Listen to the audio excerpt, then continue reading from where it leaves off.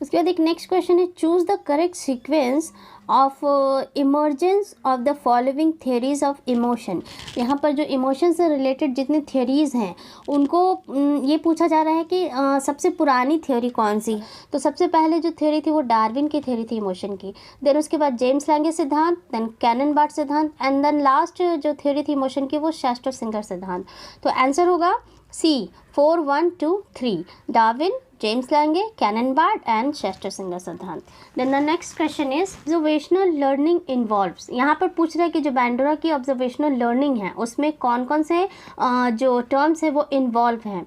तो attention and retention, attention and reinforcement, production, process and motivation, and reinforcement and motivation. तो इसमें कौन दो ऐसे कॉन्सेप्ट है जो ऐड होंगे इसमें। बैंडोरा की ऑब्जर्वेशनल लर्निंग अगर आपने पढ़ी होगी तो उसमें जो सीक्वेंस है एक जो आते हैं कि ऑब्जर्वेशनल लर्निंग का सीक्वेंस जो है उसमें सबसे पहले अटेंशन, फिर रिटेंशन, उसके बाद प्रोडक्शन होता है, और प्रोडक्शन अगर सही हुआ देन हम मोटिवेट होते हैं किसी चीज़ को करने के लिए, दोबारा उस चीज़ को करने के लिए, तो फिर वो आएगा लास्ट में मोटिवेशन। तो इसका आंसर हो जाएगा ए, जिसमें ए एंड 3। सबसे पहले किसी चीज़ पर हम अटेंशन देते हैं, फिर उसको रिटेंशन करते हैं, अपनी मेमोरी में रिटेन करते हैं उसको, उसके बाद उससे जो प्रोसेस होता है देन प्रोडक्शन होता है किसी चीज़ का, और फिर उसके बाद मोटिवेशन। अगर वो चीज़ हमें अच्छी लगी, उसका रिजल्ट अच्छा आता है तो हम उस चीज़ को दोबारा करने के लिए तैयार होते हैं, नहीं तो फिर हम उस चीज़ को छोड़ देते हैं।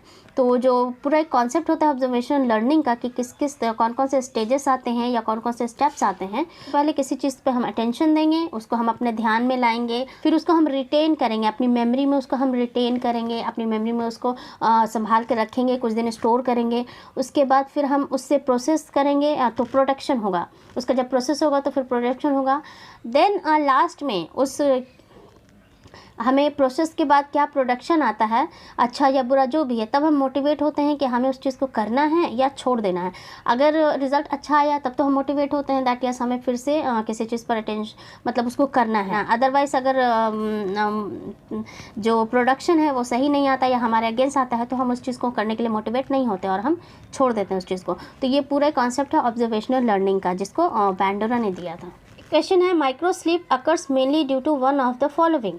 जो सूक्ष्म निद्रा की जो प्रॉब्लम है, मतलब कि जो छोटी नींद की प्रॉब्लम है, बात बात पर नींद खुल जाना या नींद टूट जाना, आपको अच्छे से नींद ना आना, गहरे नींद ना आना, तो ये किसके कारण होता है। तो इसमें आंसर है sleep disorder, drugged state, sleep deprivation या फिर ड्रीमिंग। तो इसका आंसर होगा स्लीप डिप्रिवेशन, मतलब कि निद्रा वंचन, जो हमारी नींद में एक खलल जो आता है, जो एक मतलब एक वंचन आता है। एक स्लीप डिसऑर्डर नहीं होगा, ड्रग स्टेट भी नहीं होगा, क्योंकि अगर आप दवाई खा करके सोते हैं तो भी आपको नींद अच्छी आती है, और ड्रीमिंग स्टेट तो हो ही नहीं सकता। ये गहरी नींद के लिए काफ़ी अच्छा एक पॉजिटिव साइन होता है ड्रीमिंग स्टेट। तो आंसर होगा स्लीप डिप्रिवेशन। उसके बाद एक नेक्स्ट क्वेश्चन है, which one of the following is a product in Guilford's model. Guilford की थ्योरी पढ़ी इंटेलिजेंस की, जिसको स्ट्रक्चर ऑफ इंटेलेक्ट मॉडल भी कहते हैं, जिसको एसआई थ्योरी कहते हैं। तो उसमें उन्होंने कंटेंट, ऑपरेशन और प्रोडक्शन की बात की है, जिसमें कंटेंट में उन्होंने 5 एलिमेंट दिए थे, ऑपरेशन में 6 एलिमेंट और उसके बाद प्रोडक्शन में 6 एलिमेंट दिए थे। जिसमें ये पूछ रहा है कि which of the following is a product in Guilford's model. इसमें से कौन सा एक ऑप्शन है जो प्रोडक्ट में है, प्रोडक्ट से रिलेटेड है। एवैल्यूएशन, कॉग्निशन, ट्रांसफॉर्मेशन या फिर सिम्बल्स। एवैल्यूएशन नहीं होगा, ये आपका ऑपरेशन में आ जाता है, कॉग्निशन भी आपका ऑपरेशन के टाइम पर आएगा, और सिम्बल्स ये आपका कंटेंट में आ जाएगा कि किसके थ्रू कौन सा ऐसा कंटेंट है जिसके थ्रू आप किस इन्फॉर्मेशन को कलेक्ट कर रहे हैं। तो यहाँ पर आंसर होगा ट्रांसफॉर्मेशन। ट्रांसफॉर्मेशन मतलब कि जो प्रोडक्शन आया वो किस तरह से ट्रांसफॉर्म होकर के आया आपके पास, कौन से सिग्नल्स थे, कौन से कंटेंट थे, और किस ऑपरेशन के बाद फिर आपके पास जो इन्फॉर्मेशन आया किस तरह से ट्रांसफॉर्म होकर के आया। कॉग्निशन ये आपका जो ऑपरेशन के टाइम पर ये यूज़ होता है, और जो सिंबल्स है वो कंटेंट में यूज़ होता है। तो आंसर होगा transformation. Okay, so the next question is, railroad tracks that seem to draw closer together as they recede into the distance are an example of। यहाँ पर पूछ रहे हैं कि जो रेल की पटरियाँ होती हैं वो कुछ दूर जाने के बाद आपस में मिलती हुई दिखाई देती हैं, तो ये किसका एग्जाम्पल है। लाइनियर पर्सपेक्टिव का, लीनियर पर्सपेक्टिव का, रिलेटिव साइज का, बाइनोक्यूलर विजन का, या फिर फीचर डिस्ट्रैक्शन का। तो इसका आंसर ऑब्वियस है, इट्स ए लीनियर पर्सपेक्टिव, जिसको आप पोंज़ो इल्यूजन के नाम से भी जानते हैं, जिसमें उन्होंने बताया था कि जो रेल की पटरियाँ होती हैं वो बिल्कुल समान दूरी पर होती हैं और समान दूरी तय करने के बाद जब वो दूर जाती हैं तो आपस में मिलती हुई दिखाई देती हैं। तो ये लीनियर पर्सपेक्टिव के कारण होता है। क्वेश्चन है, memory for particular event is called. तो जो घटना से रिलेटेड जो मेमोरी होती है उसको क्या कहा जाता है? तो सिमेंटिक मेमोरी कहते हैं, सेंसरी मेमोरी कहते हैं, एपिसोडिक मेमोरी कहा जाता है, फिर प्रोसीजर मेमोरी कहा जाता है। तो क्या आंसर होगा? Episodic memory. जीवन की जो घटनाएं होती हैं वो बिल्कुल एक एपिसोड की तरह हमें याद होती हैं। सिमेंटिक मेमोरी में हम सबको पता है कि इसमें ऐसे नॉलेज आते हैं जो बिल्कुल नोन होते हैं। लाइक हमें किसी गेम्स के रूल पता है, क्रिकेट जो एक गेम है उसका रूल क्या है, फुटबॉल के रूल्स क्या हैं। अगर हम वहाँ खेलने जा रहे हैं या देखने जा रहे हैं तो हमें फिर से कोई बताएगा नहीं कि कैसे रूल आपको फॉलो करने हैं। वहाँ पर पहले से सारे रूल्स एंड रेगुलेशंस हमको मालूम होंगे। या फिर एग्ज़ाम्स में क्या रूल है, आपको किस तरह से बैठना है, शांति बना के रखनी है, आपको चीटिंग नहीं करनी है, ये रूल्स आपको बचपन से सिखाए जाते हैं। तो ये जो सिमेंटिक मेमोरी में हमारे जनरल नॉलेज, जो जनरल रूल्स जो आ जाते हैं, नॉर्म्स जो आ जाते हैं, सिमेंटिक मेमोरी में आते हैं। उसके बाद सेंसरी मेमोरी हम सबको पता है कि हमारी जो शॉर्ट टर्म की एक मेमोरी होती है जिसमें 2-3 सेकंड के लिए इन्फॉर्मेशंस आते हैं, बहुत सारी सूचनाएं आती हैं, लेकिन वो कुछ ही हम जिसको याद कर पाते हैं, सेंसरी मेमोरी कहा जाता है। और उसके बाद प्रोसीजर मेमोरी ये लॉन्ग टर्म मेमोरी का एक पार्ट होता है। इसमें कोई भी इंफॉर्मेशन प्रोसीजर किया जाता है, उसको कंसोलिडेट किया जाता है रिहर्सल के थ्रू, प्रैक्टिस के थ्रू। तो फिर ये जो सारा रिहर्सल करने का या फिर प्रैक्टिस करने जो प्रोसीजर होता है, मेमोरी लॉन्ग टर्म मेमोरी से रिलेटेड होती है।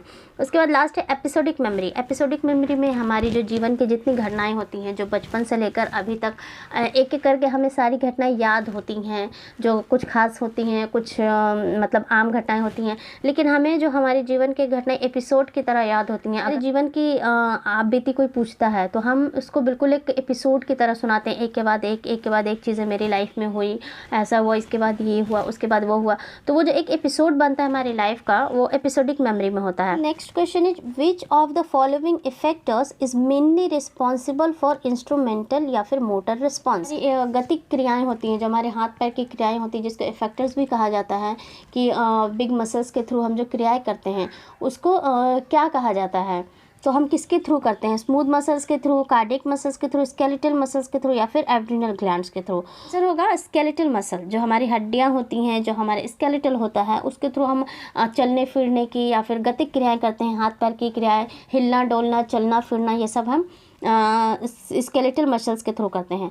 क्योंकि स्मूथ मसल हमारी जो एक मेटाबॉलिज्म होता है या फिर जो हमारा एक इंटरनल फंक्शन होता है, हमारी जो आंतरिक क्रियाएं होती हैं और डाइजेशन से रिलेटेड, वो स्मूथ मसल के थ्रू होता है। कार्डियक मसल हो गया हमारे हार्ट, लंग्स और जितनी हमारी किडनी, लिवर्स के जो फंक्शन होते हैं उनको कार्डियक मसल्स कहा जाता है। उसके बाद एड्रिनल ग्लैंड्स, हमारे जितने हार्मोन्स जैसे सेक्रेशन होता है जिनका, उसको कार्डियक ग्लैंड्स कहा जाता है। तो आंसर होगा स्केलेटल मसल। हाथ पैर की जो क्रियाएं होती हैं, गतिक क्रियाएं, वो स्केलेटल मसल से होती हैं।